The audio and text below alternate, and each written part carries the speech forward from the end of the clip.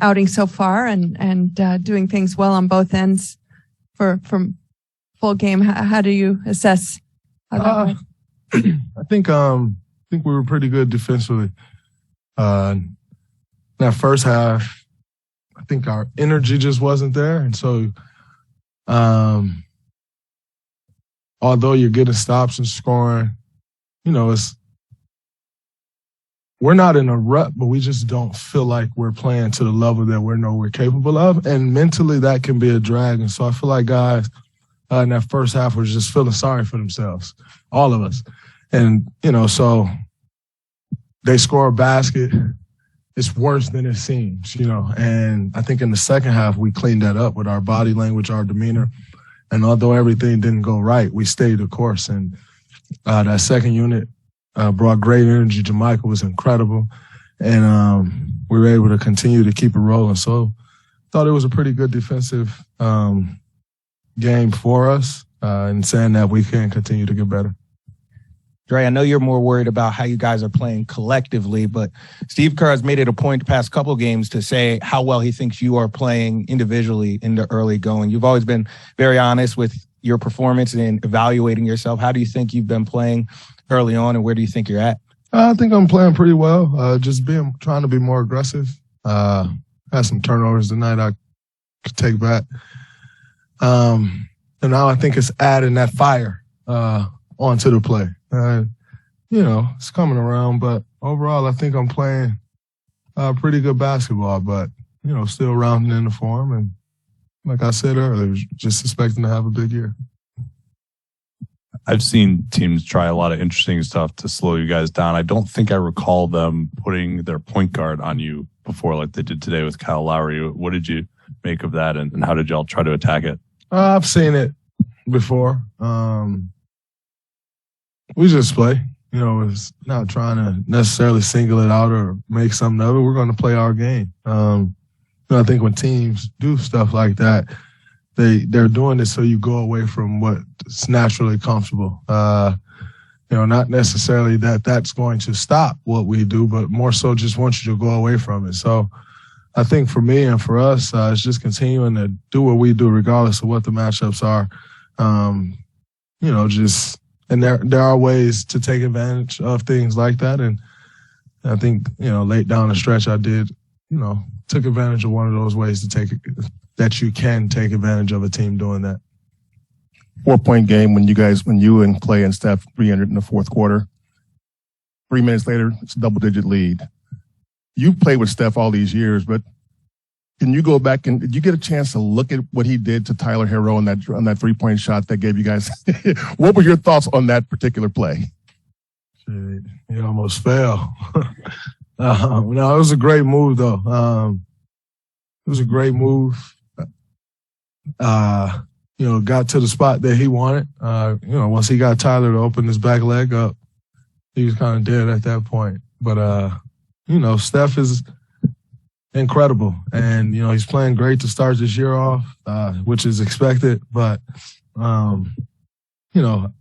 as I've said before, he continues to improve, which is scary. That guy continues to get better, so it's pretty interesting and fun to watch. How do you think he does that? Shit, I wish I had the answer.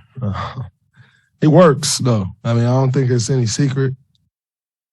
He's put the work in on the court. He's put the work in the weight room. And he's one of the more special talents we've seen come through this league. So he practiced day one this year. Was he looking, does he just arrive at camp at this point looking like that? Yeah. For the most part, he does. Can we go back to J-Mike for a second? He might not be getting headlines right now, but what is he doing that has impressed you? I think the energy that he brings is great. The way he's crashing offensive boards, mixing things up on the defensive end, muddying things up, I thought has been absolutely incredible. Just the demeanor that he brings to the floor, the toughness that he brings is great.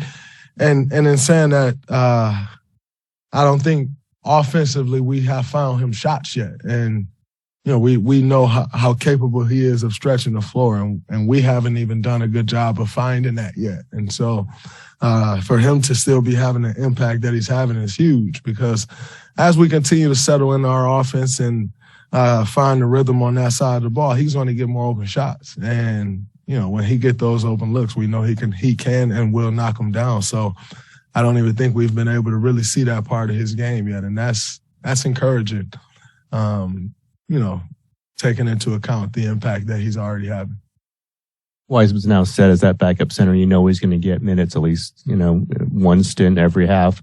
How important is it that he keeps steady, and how important does that ripple kind of through everything else? If he's going to be okay, doesn't struggle, obviously, how much steadier is the whole team?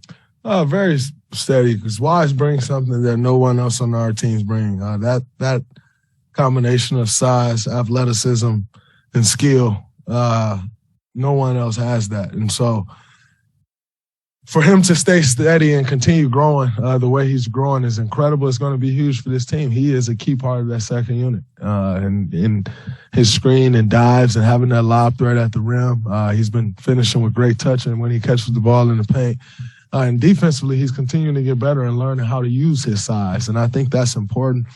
And it's, I have no doubt in my mind that he will continue to get better as he continues to show. But he is a key part of what we do. And it's not only important that he stays steady, but it's important that he continues to grow. I don't really care how steady he stays. Kids, 22, 23 years old, who cares how steady he is? I care about the growth that we see from him, and he's showing that and continuing to do that. So for me personally, I think that's more important for him than focusing on being steady. Like, no, you go out there and you do all you can to reach your potential, not come in and be a steady piece of the rotation. If he's doing that, he's selling himself short, and I don't condone that. So he got to chase after what he's been chasing after. I think that's way more important. Draymond, you were talking earlier about Steph's ability and sort of how he started the season. I'm curious your thoughts on kind of his decision-making, too. It seemed like tonight there were times where he was clearly looking for Klay to get Klay going. And then because he could obviously take over whenever he wants, but he also knows when to look for his shot the way he did in the fourth. I'm curious your thoughts on that. I think it's huge. I think that's another area of growth for him, is just identifying what's going on in the game and making a conscious effort to get whatever it is that he wants for whoever that could be, whether that's for him, whether that's for me, whether that's for Klay, Jordan, whoever it is. I think that's been another huge step in his game, is just identifying those things. And like you said, he made it a point to go to Klay, and Klay's knocked down some huge shots for us. So that's great. Obviously, we know how important Klay is, and to get him going, it unlocks an entirely different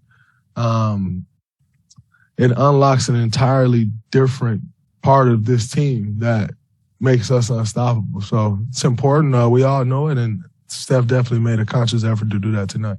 Hey, Draymond. Steve was emphasizing the importance of a win tonight before a 5-game road trip. Just want to know your thoughts on that with past experience, and also kind of how big the first big road trip can be for the young guys, the new guys, the rookies. We call it the getaway game. You always want to get that getaway game before going on a long road trip, just so you're walking into someone else's arena feeling good about yourself and with something to build on. I think tonight was definitely something that we can build on. First road trip of the year for the young guys. Number one is just life on the road in the NBA, which is totally different than being at home. So I look forward to them having that experience. And also just getting settled in. You're figuring out how things goes. It's cool, cool experience. And, we got a pretty good road trip ahead of us. It should be a good road trip for us. So it's definitely great to get this game before we head out. And now we can head out, with our heads held high and looking to build on what we did tonight. One more question on the Steph improvement topic. With all that you've described, it's hard to imagine a guy 33, 34 improving physically, and yet you talked about that. You also talked about the mental aspect of it. Where do you see the most growth in what Steph is doing now or over the last year? Is it Is it physical? Is it mental? Where do you see it? I think it's both. I think it's in confidence. Steph used to have irrational confidence. He doesn't quite have irrational confidence anymore. He has an earned confidence that we all know and expect. You know, the things that he's and the confidence level that he has, we actually, all of us expect him to do exactly what that confidence level is leading him to. And I think, you know, when you've reached that level and you're kind of at the pinnacle of what you do, it takes a special person to want to continue to improve. And, you know, he's continuing to show that, you know, like I said, mentally and physically, they both go hand in hand. You kill the mind, the body dies. And, you know, his mental continues to get stronger. Physically, he continues to improve. And it's been showing in this game. Can you define the irrational? Irrational, just the belief that sometimes, who knows if it's warranted, but you feel like it is. And yet, any shot he takes now is warranted. And I don't think there's a shot that Steph Curry takes and anybody say, he can't make that, or that wasn't a good shot. Like, you say it wasn't a good shot if he misses, but yet you know he can make it. And so, I don't know, man. He is special. And, you know, we get the opportunity to see that on a daily basis, come out here and play alongside that guy. But he is one special player for sure. Dre, how do you think Jordan has handled that delicate balance between hunting his own shot and trying to create for others in that second unit? I think he's figuring it out. You know, that is it's a different role. You know, when you're, you know, majority of last year for him was just kind of scoring. You know, and because he's such a good playmaker, he can still make plays. This year, he's expected to get everyone else involved while scoring, and that takes some time. That takes some time to adjust. You add in that you're adjusting to that with pretty much a totally different group than you've played with before. And you add all those things into the situation, and then you take a step back and look at it. Most people would kind of have a period of where they're figuring it out. And saying that, I think he's still having a great impact. But I think it's going to take him some time to figure that out. But I think he's handling it well. And that can bother you emotionally as well, you know, and mentally. And so I think, you know, in going through all of that, it's a day-by-day thing, and you continue to try to figure it out. But I think he's handling it well and doing a pretty good job.